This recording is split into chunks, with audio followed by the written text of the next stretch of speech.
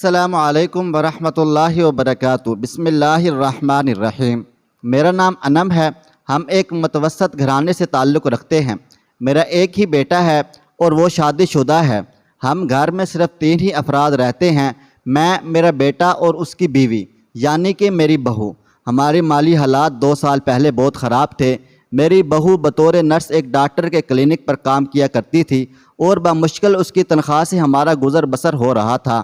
میرا بیٹا اصغر محنت مزدوری کے لیے باہر جایا کرتا تھا، کبھی دہاڑی لگتی تھی کبھی نہ لگتی، لیکن مریم اچھا کما رہی تھی، کبھی کبھار اسے خرچی بھی مل جایا کرتی تھی اور مہینے کی 10,000 تنخواہ بھی ملتی تھی۔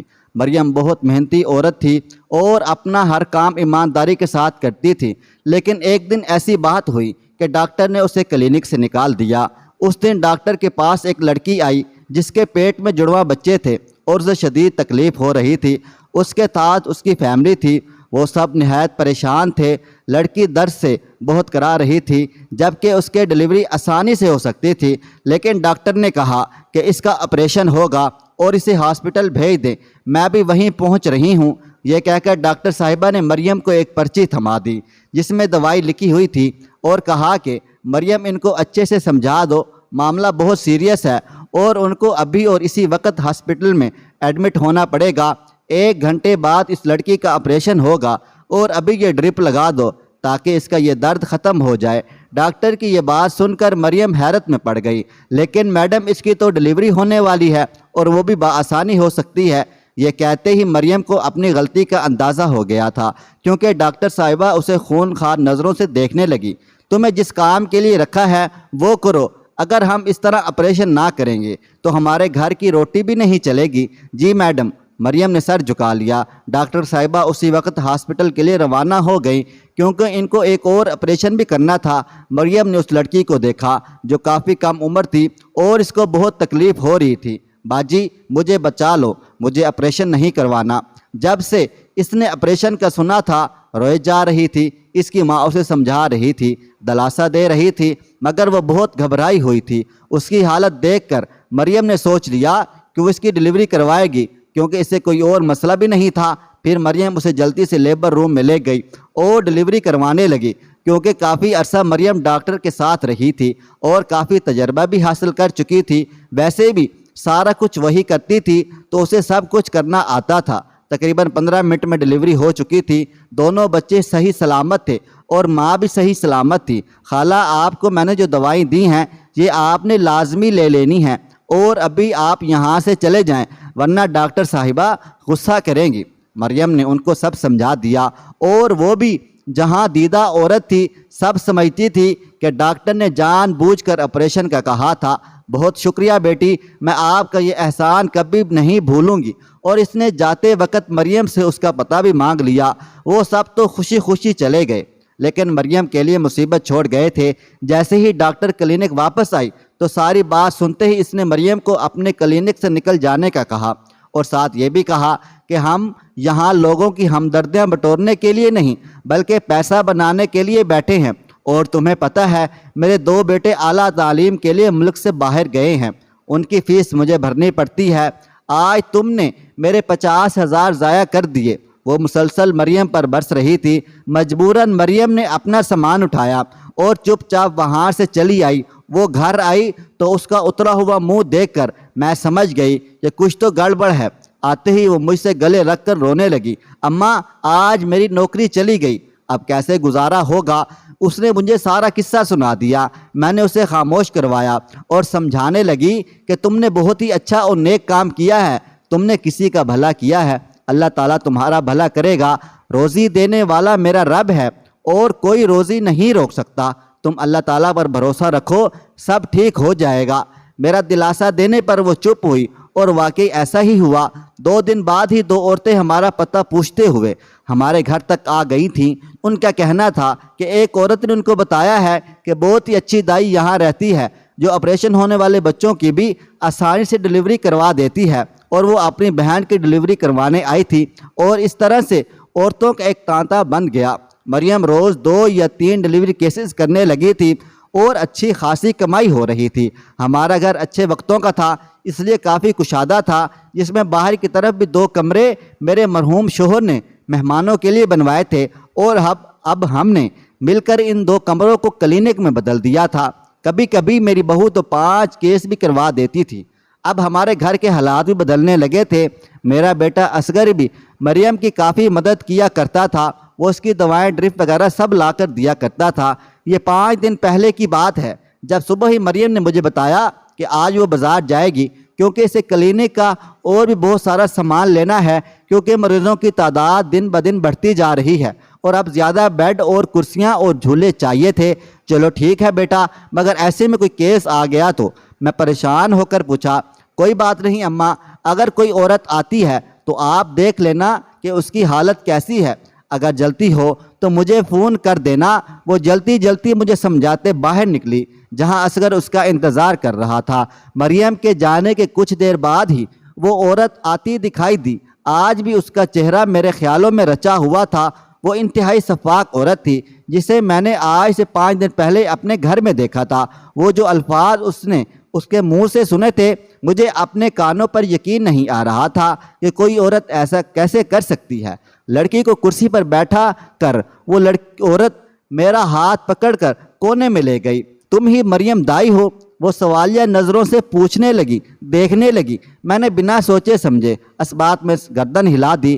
تب اس نے نوٹوں کی ایک گڈی میرے ہاتھ میں تھمائی اور بولی، اس کی ڈلیوری کروا دو۔ او لڑکی ہو تو اسے کہنا کہ مری ہوئی پیدا ہوئی تھی اور دفنا دینا، اور بیٹا ہو تو اسے شاپر میں ڈال کر دفنانا۔ وہ عورت ایک اچھے اور مہنگے لباس میں تھی اور جو لڑکی اس کے ساتھ تھی وہ سادہ سے حلیے میں تھی۔ میں اسے دیکھتے ہی سمجھ گئی تھی وہ لڑکی حاملہ تھی اور ڈلیوری کا وقت قریب آ چکا تھا۔ اس عورت کی بات سن کر میرے تو ہوش ہی اڑ گئے تھے۔ بھلا وہ کیا بکواس کر رہی تھی؟ میں نے کہا، محترمہ یہ آپ کیا کہہ رہی ہیں؟ میرے سوال پر وہ زہر کنند لہجے میں بولی، یہ جو اتنے پیسے میں نے تمہارے ہاتھ پر رکھے ہیں، اس کا یہی مطلب ہے کہ تم کوئی سوال نہیں کرو گی؟ یہ کہتے ہوئے وہ پلٹی۔ سنیے، میں نے اسے روکا، ابھی کچھ وقت لگے گا اسے۔ میں نے کافی سوچ کر کہا، تو ٹھیک ہے، میں 2 گھنٹے بعد ڈرائیور کو بھجوا دوں گی۔ وہ باہر نکل کر اپنی لمبی سی گاڑی میں جا بیٹھی۔ میں جلدی سے مڑی اور دروازے کو بند کر دیا۔ مجھے کچھ سمجھ نہیں آ رہا تھا، مریم کو فون کروں یا نہیں۔ میں انہیں سوچوں میں گم تھی کہ لڑکی زور سے کرانے لگی۔ میں بھاگتی ہوئی اندر گئی۔ اس کی ڈلیوری کا وقت ہونے والا تھا۔ میں نے آؤ دیکھا نہ تاؤ، اسے اندر لے گئی اور سامان اکٹھا کرنے لگی۔ مریم کو دیر ہو جاتی، اس لیے میں نے فیصلہ کر لیا تھا کہ میں خود ہی اس کی ڈلیوری کروا دوں گی۔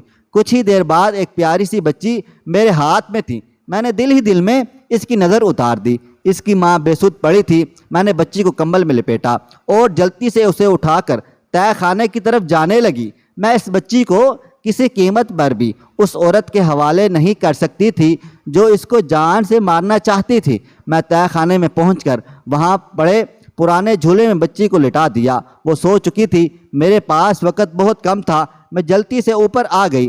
اب وہ لڑکی میری طرف سوالی نظروں سے دیکھ رہی تھی۔ میں نے بمشکل اپنا گلا صاف کیا اور کہا، بیٹی تم نے مری ہوئی بیٹی کو جنم دیا ہے؟ میرا جواب سن کر وہ لڑکی جس کا نام اریبہ تھا پھوٹ پھوٹ کر رونے لگی۔ میرے ساتھ ہر بار یہی ہوتا ہے۔ اس کا جواب سن کر میں حیرت میں پڑ گئی تھی۔ خالہ، یہ میری تیسری اولاد ہے جو مری ہوئی پیدا ہوئی ہے، ورنہ ڈلیوری سے پہلے سب کچھ ٹھیک ٹھاک ہوتا ہے۔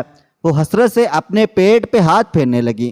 ایک دم سے مجھے یوں لگا جیسے میرا دم گھٹ جائے گا، مگر میں اسے حقیقت بھی بتا نہیں سکتی تھی، ورنہ وہ ظالم عورت اس بچی کو زندہ نہ رہنے دیتی۔ میں نے اسے دلاسا دیا اور چپ کروایا۔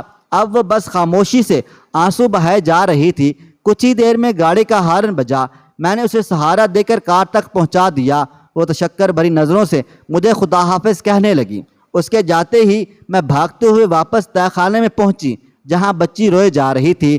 نہ رو میری بچی، میں آ گئی۔ نہ جانے مجھے اس سے کیا انسیت ہو گئی تھی۔ میں اس کے لیے اچھا سے صاف ستھرا بسترا اور استعمال کی چیزیں اوپر سے اٹھا لائی۔ وہ سردیوں کے دن تھے، اس لیے میں بے فکر تھی کہ بچی یہاں محفوظ ہے۔ اسے دودھ کا فیڈر بنا کر پلایا۔ اس کے سوتے ہی میں واپس آ گئی تھی۔ شام کو مریم آ چکی تھی۔ اس نے آتے ہی خوشخبری سنائی کہ وہ امید سے ہے۔ کچھ دن پہلے اس نے ٹیسٹ کروایا تھا، آج رپورٹ پازیٹیو آئی ہے۔ میں تو خوشی سے نہال ہو گئی۔ میں کب سے اس خوشی کے لیے ترس رہی تھی۔ میں نے شکرانے کے نفل ادا کیے اور مریم کو صبح والے واقعے کے بارے میں کچھ نہ بتایا۔ میں نے سوچ لیا تھا کہ جو پیسے اس کی دادی نے اسے مارنے کے لیے دیے تھے، انہی پیسوں میں سے اس کی پرورش کروں گی۔ میں سردیوں میں زیادہ تر تہہ خانے میں بیٹھا کرتی تھی، وہاں میری ضرورت کی ہر چیز پڑی تھی، اور اب تو جیتا جاگتا بہانہ بھی مل گیا تھا۔ دوسری صبح میں اٹھی تو اصغر مجھے ایک اور خوشخبری سنائی کہ اس کی لاٹری نکل آئی ہے، اور یہ 1 کروڑ کی۔ یہ سن کر میرے ہوش ہی اڑ گئے۔ واقعی؟ ہاں ماں، سچ بتا رہا ہوں، اللہ کا لاکھ لاکھ شکر ہے، کل سے 2 بڑی خوشخبریاں ملی ہیں۔ وہ ہنستے ہوئے کہنے لگا، ہاں بیٹا تو صحیح کہہ رہا ہے۔ میں نے آنکھیں موند کر رب کا شکریہ ادا کیا اور سمجھ گئی یہ جو ننھی سی جان کل ہمارے گھر آئی ہے وہی بخت بری ہے۔ اب یہ تو سوال ہی پیدا نہیں ہوتا تھا کہ اس بچی کو میں کہیں جانے دوں، اب تو اس کی پرورش میری ذمہ داری تھی، اور اسی کی وجہ سے اس گھر کے حالات سنبھلے تھے۔ میں نے بہو کو کہا تھا، اب تمہیں کام کرنے کی کوئی بھی ضرورت نہیں ہے، اپنے لیے ملازمہ لازمی رکھ لو، اور اگر کلینک میں کام کرو گی تو اچھی سی نرس کا بھی بندوبست کرتے ہیں جو تمہاری مدد کیا کرے گی۔ مریم میری اس بات پر راضی ہو گئی۔ اب میرا زیادہ تر وقت تہہ خانے میں گزرتا تھا، جہاں وہ بچی میرا انتظار کر رہی ہوتی تھی۔ میں نے اس کا نام بختاور رکھ دیا تھا، کیونکہ اسی کی وجہ سے گھر میں بخت پڑا تھا۔ لیکن ایک دن جب میں تہہ خانے میں پہنچی تو میرے پیروں تلے سے زمین نکل گئی تھی۔ میری سمجھ میں کچھ نہیں آ رہا تھا اسے کیا ہو رہا ہے، کیونکہ وہاں جھولا خالی پڑا تھا اور بختاور کہیں نہیں تھی۔ میں نے پورا تہہ خانہ چھان مارا مگر وہ کہیں دکھائی نہ دی۔ وہ 5 دن کی بچی تھی، کون اسے اٹھا کر لے گیا تھا؟ کیونکہ یہ راز صرف مجھے معلوم تھا، میرے سوا یہاں کوئی آتا جاتا نہ تھا۔ میں روتے ہوئے زمین پہ بیٹھ گئی۔ آخر کس سے پوچھوں؟ بیٹے اور بہو سے بھی یہ راز میں نے چھپا رکھا تھا، وہ لوگ اب میرا یقین ہی نہیں کریں گے۔ میں کافی دیر تک روتی رہی اور بالآخر ہمت کر کے اٹھی اور اوپر چلی آئی۔ میں نے سب جگہ دیکھ لیا، پورا گھر چھان مارا، مگر بچی کا کہیں کوئی پتہ نہ تھا۔ بالآخر میں نے فیصلہ کیا کہ میں مریم سے پوچھتی ہوں۔ وہ اپنے کمرے میں آرام کر رہی تھی۔ ڈاکٹر نے اسے بیڈ ریسٹ کا بتایا تھا، کیونکہ وہ کافی عرصہ بعد حاملہ ہوئی تھی، اور اسی لیے کلینک کا کام بھی اب نرس سنبھالتی تھی۔ جو کچھ پوچھنا ہوتا وہ مریم اسے بتایا کرتی تھی، گھر کا کام ماسی کر دیتی تھی۔ بہو، میں نے اسے پکارا۔ جی اماں، کیسے آنے ہوا؟ کچھ کام تھا تو آپ مجھے بلوا لیتی۔ وہ اٹھ کر بیٹھ گئی تھی۔ ہاں، وہ میں تم سے پوچھنا چاہتی تھی، آج کوئی تہہ خانے میں گیا تھا کیا؟ جس وقت میں پڑوس میں گئی تھی سکینہ کی عیادت کرنے، میں اسے کھوجتی ہوئی نظروں سے دیکھا، لیکن وہ اپنی دھن میں تھی، لگتا نہیں تھا کہ اسے اس بارے میں کچھ علم ہے۔ وہ کچھ سوچ کر بولی، ہاں ماں، میں نے کچھ پرانا سامان نیچے بھجوایا تھا رمشا کے ہاتھ۔ اصل میں اب سارا فرنیچر نیا لینا ہے تو کچھ پرانا بیچ دیں گے، کچھ میں نے رکھوا دیا ہے اور کچھ رمشا کو دے دیا ہے۔ بڑی مجبور ہے بیچاری، کوئی بھی اس کے آگے پیچھے نہیں ہے۔ اس کی بات سنتے ہی وہ جلدی سے وہاں سے اٹھی۔ اب میں سمجھ چکی تھی کہ بچی کس کے پاس ہو سکتی ہے۔ میں سیدھا کچن میں گئی جہاں رمشا برتن دھو رہی تھی۔ میں نے غصے سے اس کا ہاتھ پکڑ کر اسے اپنی طرف کیا۔ بچی کہاں ہے؟ بچی کا نام سنتے ہی اس کے چہرے کا رنگ زرد پڑ گیا۔ میں سمجھ گئی تھی یہ اسی کا کام ہے۔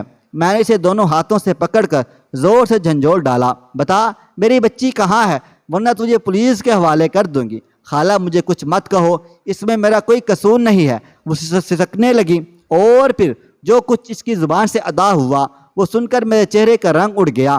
میرا دل بیٹھنے لگا۔ رمشا کو اسی عورت نے اچھی خاصی رقم دے کر اس گھر میں بھیجا تھا۔ اس نے بتایا کہ خالہ اس بیگم صاحبہ نے کہا تھا اس گھر میں ایک بچہ ہے جس کا کسی کو علم نہیں سوائے اس بوڑھی خاتون کے جو اس گھر میں رہتی ہے۔ اس نے کہا میں بڑی ہوشیاری سے اس بچے کا پتہ کروں کہ وہ لڑکا ہے یا لڑکی۔ تب میں نے پہلے ہی دن بچی کو دریافت کر لیا تھا۔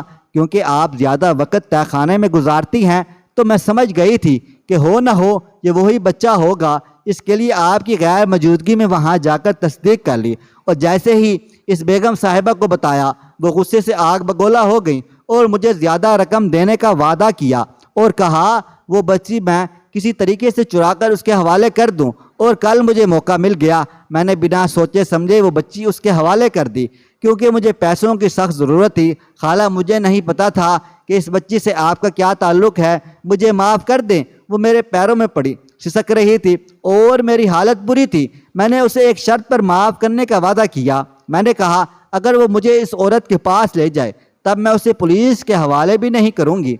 उसने वादा किया कि वो मुझे उसके पास ले जाएगी। कुछ ही देर में उस औरत के बंगले के सामने थी और रिमशा बस मुझे यहाँ तक लाकर वापस चली गई थी, लेकिन मेरे अंदर एक आग लगी हुई थी। मुझे जालिम औरत से बदला लेना था जो इस नन्ही सी जान के पीछे पड़ी थी। मैं इसके घर के अंदर चली गई। गेट खुला था। मैं जैसे ही अंदर दाखिल हुई वहाँ एक अजीब सा मंजर दिखाई दिया। वो औरत जिसने मुझे बच्ची को जिंदा दफन करने का हुक्म दिया था वो फर्श पे बैठे रोई जा रही थी, और एक शख्स जो कि उसी की उम्र का था निहायत गैज़ो गज़ब में दिखाई दे रहा था, और पास ही बख्तावर की माँ सोफे पर बैठी थी और इसकी गोद में बच्ची थी। मुझे और कुछ न सूझा। मैं बच्ची की तरफ लपकी। मुझे देखकर अरीबा उठ खड़ी हुई। खाला आप यहाँ? वो सख्त हैरत में थी। मैं जल्दी से उसके करीब गई। देखो बेटी, तुम्हें शायद इस बच्ची की ज़रूरत नहीं थी, तभी तुम्हारी सास ने इसे मारने का कहा था, लेकिन मुझे इस पे बहुत तरस आया और मैंने इसे नहीं मारा। इसे मुझे बताया कि उनकी शादी को 20 साल हो गए हैं और अभी तक औलाद नहीं हुई, जबकि अब फरियाल बेगम 40 की ऊपर से हो चुकी थी। अब उनके शोहर को दूसरी शादी का ख्याल आया था। इनको हर वक्त खौफ रहता कि उनका बुढ़ापा कैसे गुजरेगा और ये दौलत, ये जायदाद किसी और की हो जाएगी। शब शोहर को अपने इरादे पे अटल देखा तो फरियाल बेगम ने उनसे कहा कि वो ख़ुद उनके लिए बीवी तलाश करेंगी। उन्होंने मुझसे वादा किया कि वो जैसे ही मुझे औलाद होगी इसके बाद वो मुझे आज़ाद कर देंगे और मेरा बच्चा उनका हो जाएगा। लेकिन जब मेरा निकाह हुआ तो उनकी सारी चाल उल्टी पड़ गई। मेरे शोहर जो मुझसे साल बड़े थे वो मुझे टूट कर चाहने लगे और मुझे भी उनसे मोहब्बत हो गई। फरियाल बेगम ने सोचा था बच्चा हासिल करने के बाद वो मुझे निकाल बाहर करेंगी। ये उनकी खाम ख्याली निकली। अब मेरा पल्ला भारी होने लगा था जब इन्होंने ये चाल चली। हर बार वो मुझे डिलीवरी के लिए ले जाती और बच्चा मरवा देती। मैं कभी भी इसका ये राज न जान सकी। मैं और मेरे शोहर उन पे आंख बंद करके भरोसा किया करते थे, लेकिन हमें कभी ये इल्म ना हो सका वो क्या खेल खेल रही थी। उस दिन जब मुझे दर्द शुरू हुआ तो जिस डॉक्टर से वो मेरी डिलीवरी करवाया करती थी, इत्तेफाकन वो इस दिन शहर से बाहर थी। उस दिन मैंने फरियाल बेगम को बहुत बेचैन पाया और तब ड्राइवर ने उनकी परेशानी देखकर मरियम दाई का पता बताया, क्योंकि इस मोहल्ले की औरतें वहाँ जाया करती थी और हम आपके घर चले आए। ओ मेरी बच्ची की किस्मत अच्छी थी कि आप जैसी नेक खातून के हाथों मेरी बच्ची पहुँची जिसने अपनी जान से भी अजीज़ तर रखा। मैं आपका ये एहसान मरकर भी नहीं उतार सकती। अगर आप ना होती तो हमें भी ये इल्म ना होता कि फरियाल बेगम हमारे साथ क्या क्या कर रही है। आज सुबह मेरे शोहर ने फरियाल बेगम को एक काम वाली लड़की से बात करते हुए देख लिया था और जब वो बच्ची को लेकर आई तो उन्होंने सुन लिया। वो कह रही थी कि ये मेरी सौतन की बच्ची है, मैं इसे ज़िंदा नहीं छोड़ सकती। ये कहते हुए वो मेरी बच्चे की जान लेने ही वाली थी कि मेरे शोहर ने उनको पकड़ लिया।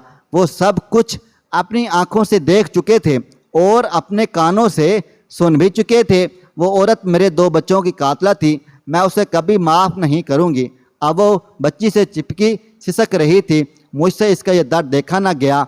मैंने उसके सर पे हाथ रखा। बेटी खुश रहो और बख्तावर का ख्याल रखना, कभी हो सके तो मुझसे भी मिलवा देना। मैंने अपने आंसू पूछे और बाहर जाने लगी। लाउंज में पुलिस आ चुकी थी। 2 मासूम बच्चों के कत्ल के इल्ज़ाम में फरियाल बेगम को गिरफ्तार करके फरियाल बेगम अब मुकम्मल टूट चुकी थी। उसका सारा गरूर मिट्टी में मिल चुका था। क्या था कि वो अपने शोहर की औलाद को सीने से लगा लेती। आज भी उसी घर पे उसी का राज होता, मगर सौतन की जलन ने इसे कहीं का ना छोड़ा। अब आहिस्ता कदमों से अपने घर की जानब जा रही थी। बख्तावर के आते ही जो खुशियाँ हमें मिली थी, अल्लाह ताला से उम्मीद है कि जल्द ही मरियम की गोद में भी औलाद होगी और मैं दादी बन जाऊंगी। दोस्तों, वीडियो पसंद आई है तो इस वीडियो को लाइक करें। अगर आपने अभी तक मेरा चैनल सब्सक्राइब नहीं किया हुआ तो अभी सब्सक्राइब कर लें और साथ में बेल आइकन को भी ज़रूर प्रेस कर लीजिएगा ताकि नई अपलोड होने वाली हमारी वीडियोस का नोटिफिकेशन आपको बर वक्त मिलता रहे। मुझे अगली वीडियो तक इजाज़त दें। अल्लाह हाफिज़।